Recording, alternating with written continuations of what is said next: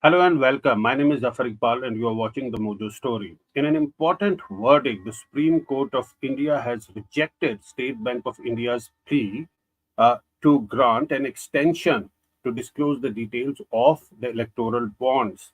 The scheme was scrapped last month. The Supreme Court said that the submissions of the State Bank of India sufficiently indicate that the information is readily available. The application filed by the Supreme Court of India seeking extension of time until June 30 is dismissed. Justice Chandrachud, the Chief Justice of India, read out that verdict, and he clearly gave the time of 1 day for the State Bank of India to furnish those details. It further directed the Election Commission of India to compile the information and publish the details in its website by 15th of March. So clearly, the Supreme Court giving its verdict on this important matter today. It was a constitutional bench that was headed by the Chief Justice of India earlier. There was an exchange between just Harish Salve, who was the counsel of the State Bank of India, and the bench.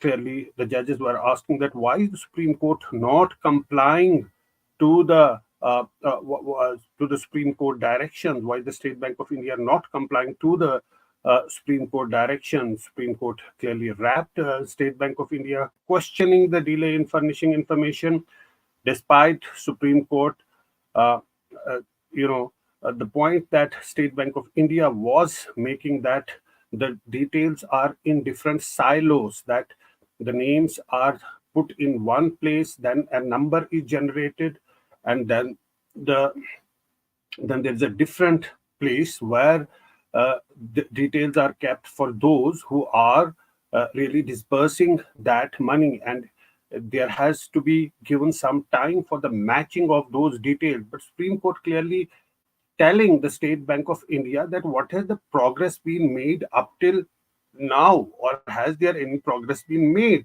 which could become a basis for seeking a delay.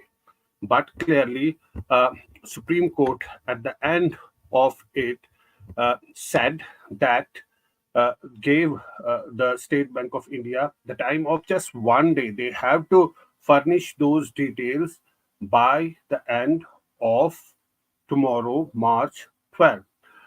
The background to this issue is that Supreme Court had declared the electoral bond scheme unconstitutional on February 15. It had instructed State Bank of India to provide details of all electoral bond purchases made since April uh, 12, 2019 to March 6. Additionally, the court had mandated the publication of the information on the Election Commission website by March 13. Now, SBI had approached the court on March 4, seeking an extension of the deadline.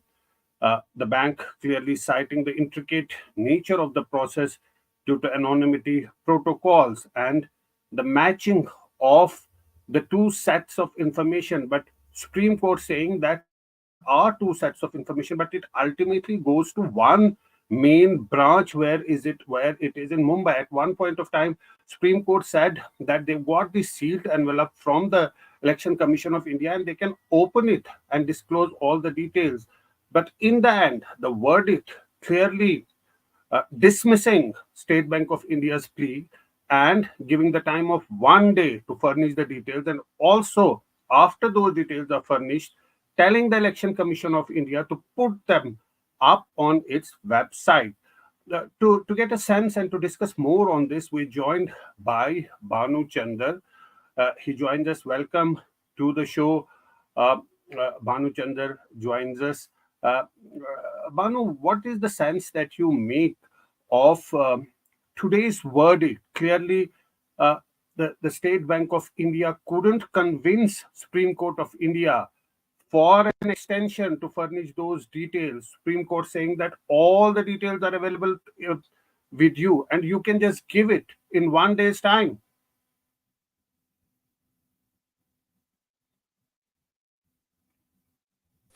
Yes, please unmute. Yeah. See, it would have taken a lot to go back on the order that was given on February 15th, right? Because it was from a constitutional bench, and Harish Salve should have done something incredibly amazing to put forth a point such that the Constitution bench cancels its own order, amends its own order on February 15th. That was a gargantuan task. So Mr. Harish Salve put out the point that you just mentioned, that for the sake of privacy, the details of the donors were kept in a separate place in the Bombay branch of the SBI, and it would be very hard to retrieve it very quickly. That was the fundamental argument that was put forward by Salve. But Supreme Court did not accept it, and we got the judgment that we got just a few minutes ago. But on the February 15th judgment, the Supreme Court said that it doesn't matter if the amount of black money in the system will increase, but the voters' right to know on who's contributing to what party takes precedence. The right to information takes precedence. But the people who were sort of critical of the judgment were saying that we are going to go back to the old era of suitcases, etc., etc. But now we have a very decisive judgment, and I think on the 15th, tomorrow, the State Bank of India should give the information to the Election Commission, and the Election Commission has to release it on the 15th. So we will have the details of who donated to who on the 15th of March. Right, and the outcome of this hearing, has significant implication for the electoral transparency and accountability, particularly concerning the fact that donor identities in the electoral bond system were kept hidden. It was an opaque system. People didn't know who were the entities who were donating the money. Correct, but even the previous system also had the same thing. We did not know who gave the bag of suitcase to who, right? We just, the Supreme Court in its wisdom said that the previous system was okay compared to the current system. The Supreme Court is much wiser than me, but I'm unable to understand as a citizen why the older era of suitcases was much better than this, right? So I think, and if you look at the electoral bond system, not just the BJP obviously has around more than 50% of the donation to electoral bonds have come to the BJP, but if you look at other political parties have also availed this opportunity, right? The Congress has got around 1,000 crores, the TMC and the DMK, two principal opposition parties, over the last 2 years, they have accepted donation only through electoral bonds. So this was becoming a viable model of getting donations, and it is through paid tax money, right? So I think it was a good system. One other quick point, Zafar, is that people say that like the BJP got a lion's share of the electoral bonds money, right? But if you look at the BJP has a lion's share of Lok Sabha MPs, and it is ruling in so many places. It has a lion's share of MLAs also. So if you look at it, irrespective of whether it's through bonds or just through cash, the ruling party or the party with the largest number of MPs and MLAs is bound to garner more donation. That is the fundamental of it. People are objecting it just because the BJP brought this scheme or law in 2018. So that is the only reason I think the opposition parties are basically confronting the BJP. But we know that to run a political party, political parties need money. Even to do a corner meeting anywhere here, it will take up to 2 to 3 lakhs, right? Just to put the pandal, the chairs, the arrangements, etc., etc. And we pride ourselves to be among the most thriving democracies, right? And I think given that we need to have proper white money coming into the system, and only then we will have a proper thriving democracy. I really wish there is a rethink on this at some point, because we do not want the old era of like people counting notes and taking notes through various public vehicles and etc. etc. The point is timing also, Banu.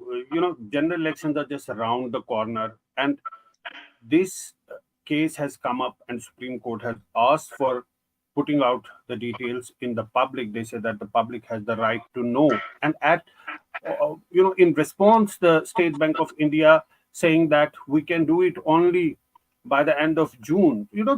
that is what makes this issue even more significant. Clearly, Supreme Court of India today is saying nothing done. You have to give those details as soon as possible. You have the details from they may be at two different places, but then you have collected them and put them at the main Mumbai branch. So they are with you and you can give. Hari Salve was saying there's no difficulty. They can give the details of the donors and the recipients, but then there is a number that is generated that is not in the system. That number has to be matched with the donors and with the recipients. It didn't matter in the end. Supreme Court said that you have those details and please give them out. Yeah, absolutely. I don't think I can be more eloquent than Harish Salve when he put forward the argument that it is in a different place altogether. He was going through the procedural nitty-gritties of matching the bond number to the donor, etc., etc. See, irrespective of what I say or like what happens in this program, the arguments on the part of the State Bank has been put forward, the decision has been made. We will accept the decision. I mean, some people might like a decision, some people that does not like a decision. That doesn't matter now. The Supreme Court of India, the constitutional bench, has given out this decision. So it is incumbent on the parties to obey. So we will get the list of donors to all parties, not just the BJP, to TMC, to DMK, to Congress. Everything will be out by the 15th.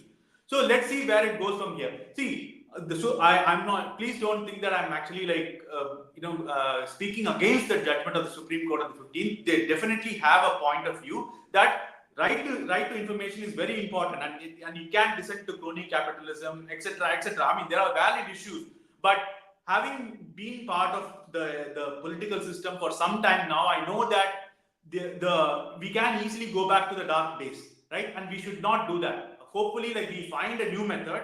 If not the electoral bonds, there are very fine minds who are working on this space. Hope they will find a new system in which black money doesn't come into play, but we also have a method of contributing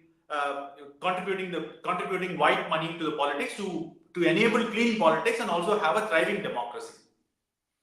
Right. And do you think now this verdict will have some sort of an impact on the politics that's going around? The Congress is saying something, the ruling party is saying something. One of the petitioners was Communist Party of India, Marxist. And now this election is also around the corner. Do you think it will have a significant impact on the way the things are going? See, on the 15th, we will have the list of donors to each party, right? So then there will be a proxy war between the political parties. There will be arguments against the reputation of donors of various political parties by the opponents. That battle is going to happen starting the 15th. So, for example, if company X has donated more to BJP and company Y has donated more to the Congress, then the reputations of X and Y will be pulled out and it will be discussed threadbare and their personal lives will be brought in. You know how the muck works, right? So that is something that's a battle for starting next week. So we will see how that pans out. Maybe it could be a damn script. Maybe there are certain companies that have donated to all the parties. So, but we will get to know only after the 15th. But is it going to be a very significant issue in the upcoming elections or no? No, not at all. I don't think so. It is. There are so many other issues. I think. See, the thing is, in sort of wave elections, right? I think people make their minds up very fast, and this is that sort of an election. It is not going to have any big impact on the election results or the way it is going to go. But it is a necessary debate. I think is what is going to happen. Let's see what comes out of it. We are a democracy. Everything is out there in the public. We discuss, we debate, and we take the country forward. So I think that is going to happen in this case as well.